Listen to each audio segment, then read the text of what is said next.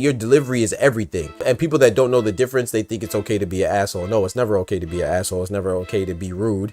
It's cool to be blunt, but you could also be blunt and be diplomatic and be considerate and be chivalrous, you know what I'm saying, or you know what I'm saying, you be kind with it is basically what I'm saying. So what Shakur said in the interview, he said that Sugar Ray Robinson, I think he even, don't get me wrong, don't quote me, but I think he even said that he's buns.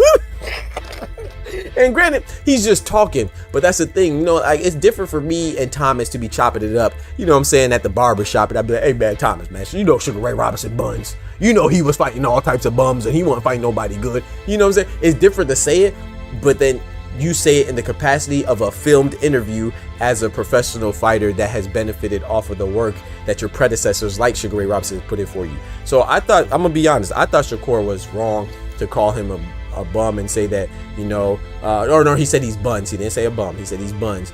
And to say that he was only fighting guys that weren't good. You know, I thought he was wrong for that because the game has evolved. This is the part where I think he's right. He said the game has evolved, and I agree. The game has evolved, but in order for evolution to happen, that means that there had to be some type of building block, right?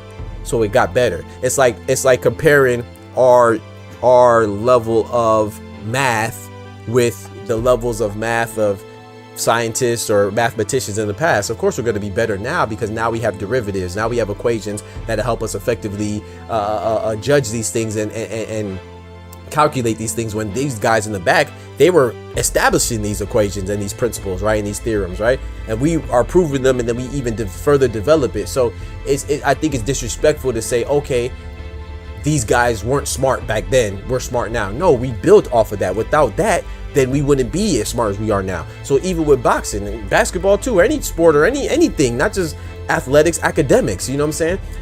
When Sugar Ray Robinson may have fought with his hands down, right? But because of him, we know to keep our hands up.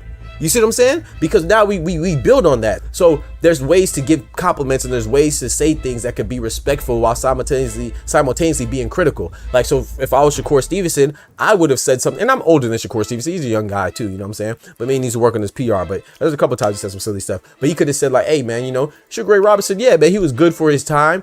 But he didn't even do things like keep his hands up. He didn't have the proper fundamentals right now compared to what we have today. So I don't think that him fighting like that would translate to greatness fighting now. Boom.